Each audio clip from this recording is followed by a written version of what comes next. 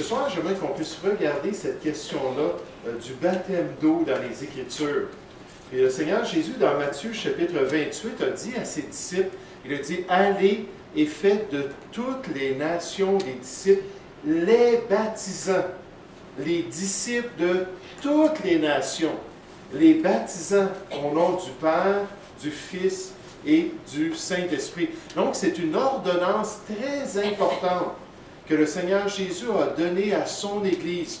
Et ce soir, j'aimerais qu'on puisse regarder 5 faits de cette série de 10 faits, 5 faits qui ont à faire avec le baptême d'eau, juste pour nous permettre un peu de comprendre l'enseignement des Écritures et peut-être aussi que ça puisse être utile si on a besoin de répondre à quelqu'un et expliquer aussi nos convictions concernant la parole de Dieu. Mais évidemment, le Seigneur Jésus veut qu'on prenne ça au sérieux et il nous a donné cette responsabilité. Donc, regardons 5 faits ce soir concernant le baptême d'eau. Fait numéro 1. Le baptême d'eau est une des 2 ordonnances de l'Église de Jésus-Christ.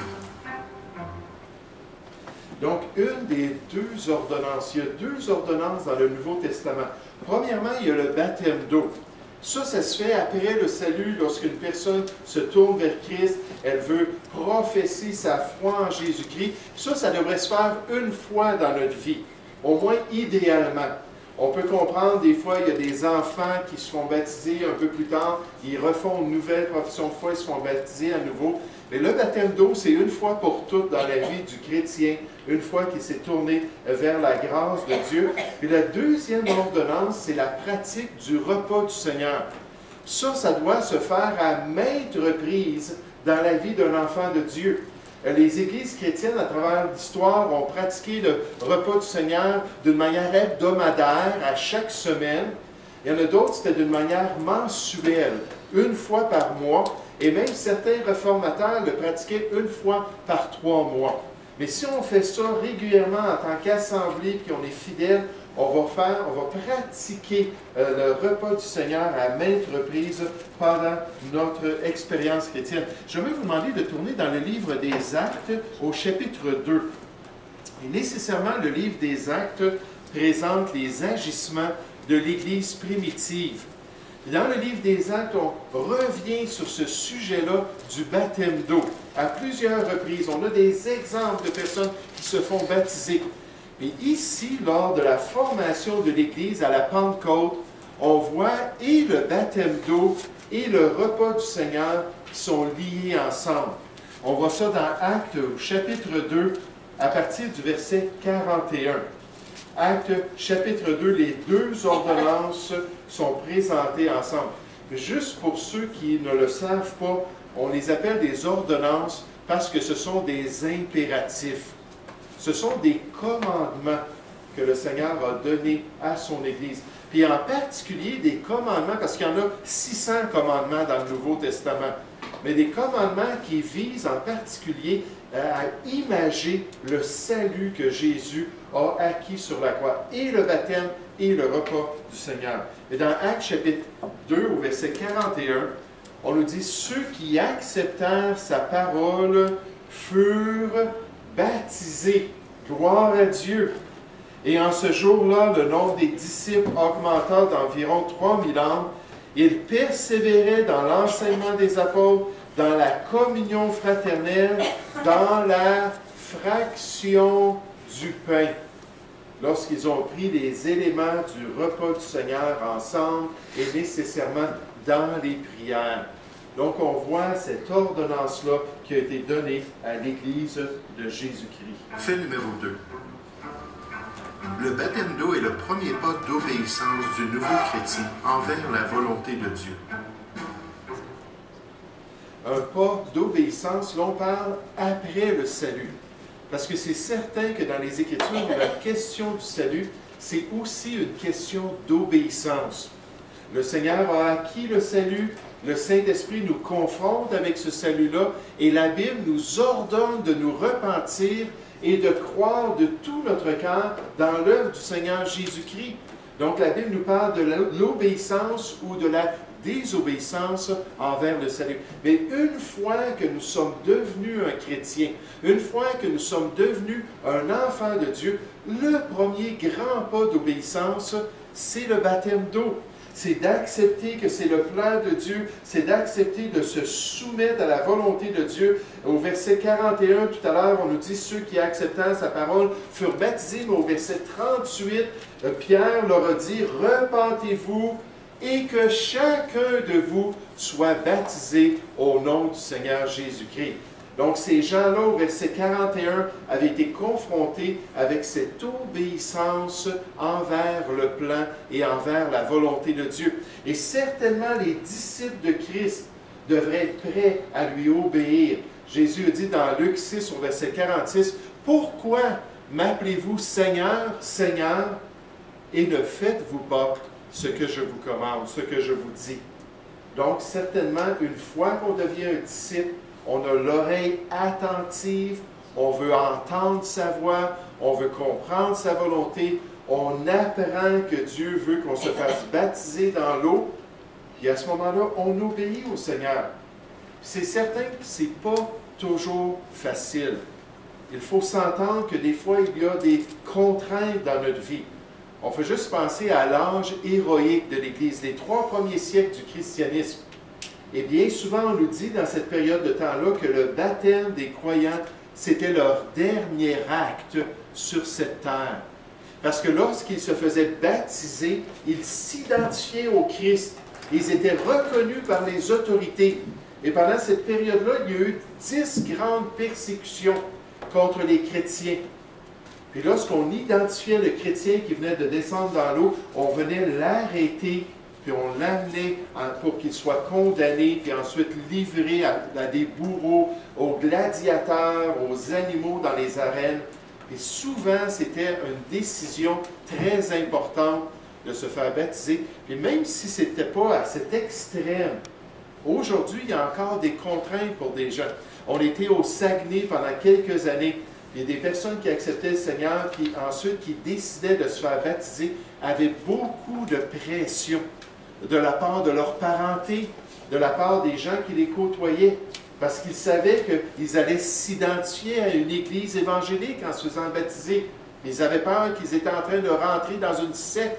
Je me souviens même d'une dame qu'on l'avait menacée, sa propre famille l'avait menacée de la kidnapper, de peur qu'elle se fasse baptiser. Donc, il y a des contraintes, mais c'est un pas d'obéissance. C'est quelque chose qu'on veut faire pour dire à notre Sauveur qu'on l'aime et qu'on veut suivre sa volonté. Fait numéro 3. Le baptême d'eau vient obligatoirement avant la participation au repas du Seigneur, d'après la séquence biblique des ordonnances de Dieu. Donc, comme on a mentionné tout à l'heure, il y a le baptême d'eau qui est le premier pas d'obéissance, le premier acte important pour l'enfant de Dieu. Et ensuite, il y a la célébration du repas du Seigneur.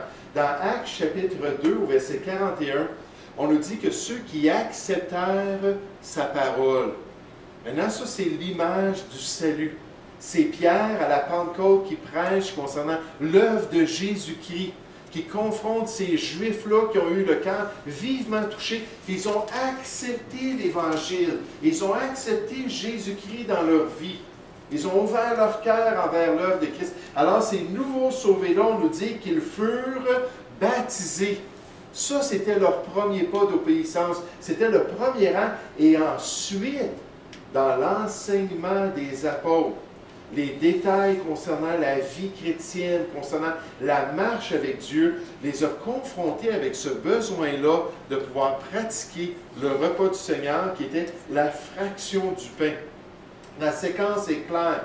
Le salut, ensuite l'obéissance envers le baptême d'eau, puis ensuite, troisièmement, on a cette pratique du repas du Seigneur.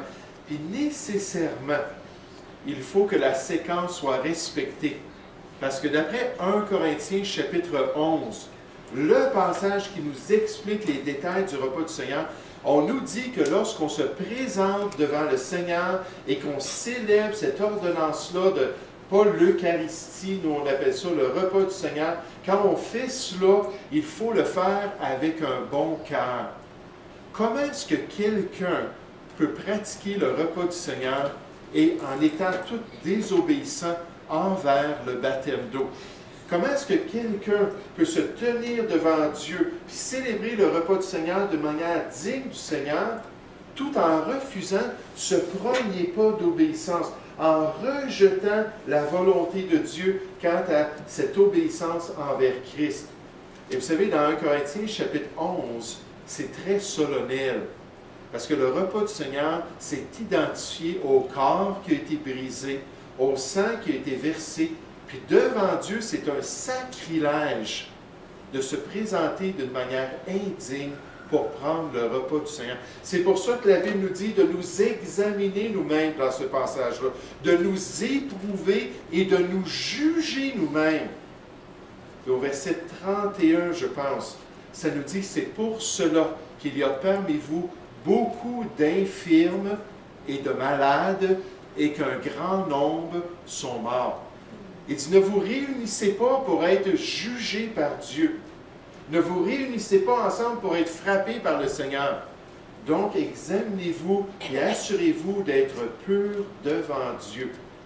Mais moi, je ne peux pas voir que quelqu'un qui n'a pas été baptisé peut accomplir ça d'une manière qui plaît au Seigneur. Et dans la séquence où on les voit unis ensemble, c'est le baptême qui est le premier pas. Et dans les autres passages où on voit des conversions comme Corneille, dans Actes chapitre 9, Actes chapitre 10, dès qu'il fut sauvé, Corneille, puis qu'il y a eu la manifestation de son salut, on nous dit, est-ce qu'on peut empêcher cet homme-là, même s'il n'était pas un juif, d'être baptisé?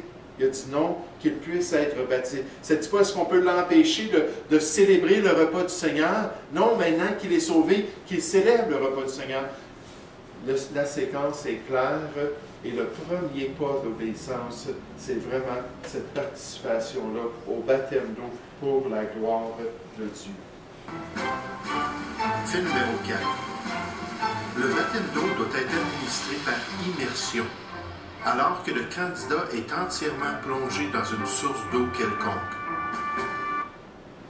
Donc ici, on nous parle d'immersion. Vous savez, dans nos versions bibliques, on a pris les termes des textes originaux, puis on a traduit, par exemple, le mot baptême ou le verbe baptiser. Mais dans le fond, ce ne sont pas des traductions. C'est ce qu'on appelle une translittération. Une translittération, c'est prendre un mot dans une autre langue, puis de la prendre dans sa forme la plus similaire possible, puis venir l'adapter à une nouvelle langue, la rentrer dans un vocabulaire en cherchant le moins possible à l'altérer. C'est exactement ce qui s'est produit avec la question du baptême. Vous savez, c'est la même chose lorsqu'on parle des apôtres. Le mot apostello ou apostolos, ça veut dire quelqu'un qui est envoyé, un envoyé. Quelqu'un qui a reçu une mission. Mais on a pris le mot, on a pris le verbe, puis on les a traduits presque pareil dans la langue française. Ça, c'est une translittération. Pour le mot baptême et le mot baptisé, le mot baptisma, puis le mot baptizo, ce sont deux mots qu'on a pris pour les rentrer dans la langue française. Ils ont fait la même chose dans la langue anglaise, plutôt que de les traduire. Maintenant, qu'est-ce que ça aurait eu de l'air s'ils avaient vraiment traduit ces mots-là? Le mot baptême et le mot baptisé, c'est vraiment le mot immersion ou le mot immerger. Les immersions des croyants, lorsqu'ils sont immergés, c'est l'idée de prendre quelque chose puis de le plonger dans un liquide, de l'unir entièrement avec l'eau. C'est le terme qui était utilisé lorsqu'on prenait une teinture, puis qu'on prenait un tissu, puis on plongeait le tissu dans la teinture pour que le tissu devienne là, de cette couleur-là, soit transformé. Là, il n'y avait pas question de juste verser un peu de teinture sur un tissu, à moins que ce soit de l'art moderne, hein, des jeans délavés ou quelque chose de similaire, ou de prendre juste un petit peu de teinture puis d'asperger un petit peu le tissu. Non, on le plongeait. Cette action-là, dans le monde grec, c'était l'action baptizo. je plonge le tissu, je le rentre dans le montant, dans cette quantité d'eau, dans ce bassin de teinture-là. C'est pour ça que l'Église orthodoxe grecque, qui connaît la langue originale du Nouveau Testament, le grec, ne pratique pas le baptême par immersion. Pardon, par aspersion, il le pratique par immersion. Quand j'ai déjà vu le baptême de quelqu'un, il était sur un quai, on avait attaché son pied après le quai, puis là on avait célébré un petit peu sa conversion, puis là le prêtre orthodoxe grec est arrivé, puis il a donné une poussée. Là la personne a tombé dans le lac. J'aimerais vous dire, il a été baptisé. Que ce soit là, surprenant pour vous, c'est comme ça qu'ils le faisaient, eux autres, ils le plongeaient dans le lac. Puis l'Église orthodoxe grecque pratique le baptême par immersion.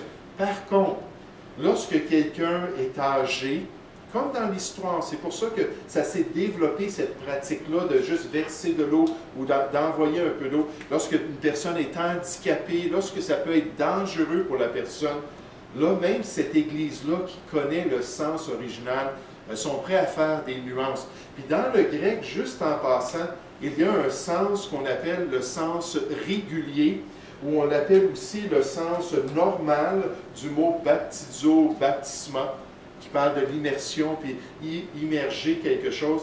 Mais il y a des exceptions. Presque tous les mots dans le grec sont génériques jusqu'à un certain point. Ce qui veut dire que ça peut vouloir dire plus qu'une chose. Ça peut être pratiqué d'une manière ou d'une autre. Le sens normal, puis là, le consensus concernant cette pratique-là, c'est de plonger des gens. Et c'est pour ça qu'on a un baptistère ici. Je ne me promènerai pas dans l'Assemblée avec un petit seau d'eau pour juste baptiser des candidats. Là, on a un baptistère pour qu'ils soient plongés, pour pouvoir suivre l'enseignement de la parole de Dieu. Cinquièmement, et en terminant ce soir. Fait numéro 5. Le baptême d'eau est seulement pour ceux et celles qui choisissent personnellement et volontairement de croire au Seigneur Jésus. Donc ça aussi, c'est un sujet important. Le baptême dans la parole de Dieu, c'est quelque chose de personnel.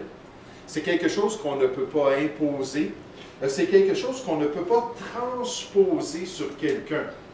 Si moi je connais quelqu'un qui est peut-être handicapé mentalement, puis que je vois que la personne n'est pas capable de faire un choix envers l'Évangile, n'est pas capable de se tourner vers Jésus-Christ. Là, je la vois, la personne est presque un légume, l'expression est dans un état végétatif. Puis là, je décide de prendre cette personne-là, puis de venir au baptistère, puis la plonger dans l'eau pour elle.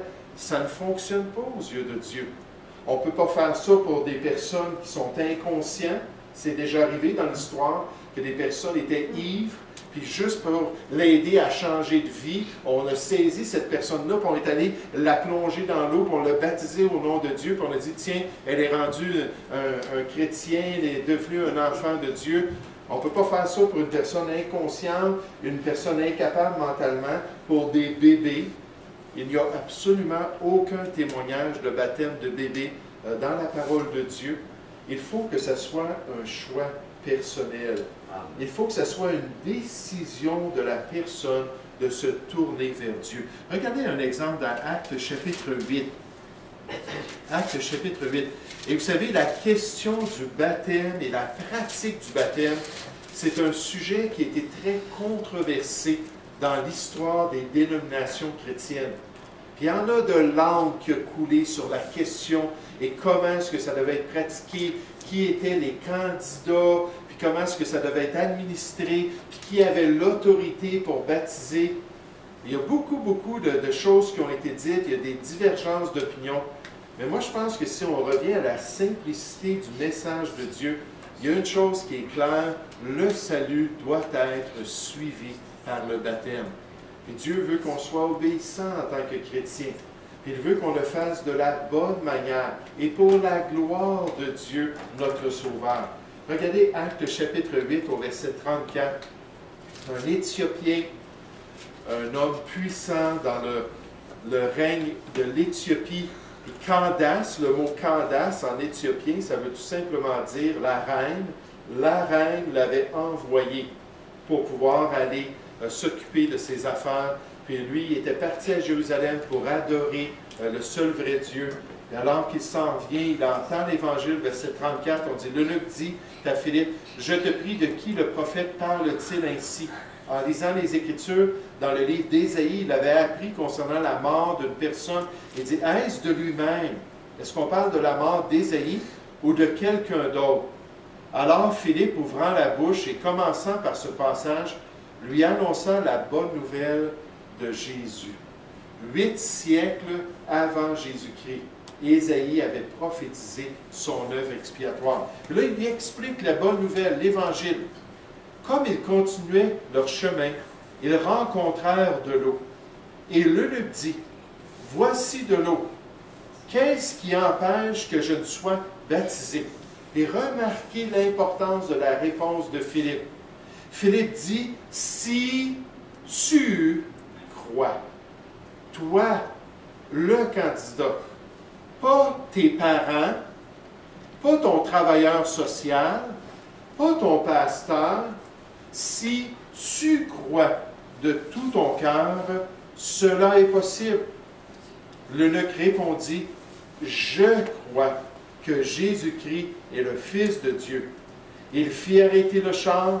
Philippe et l'eunuque descendirent tous deux dans l'eau, et Philippe baptisa, plongeant l'eunuque dans ce corps d'eau.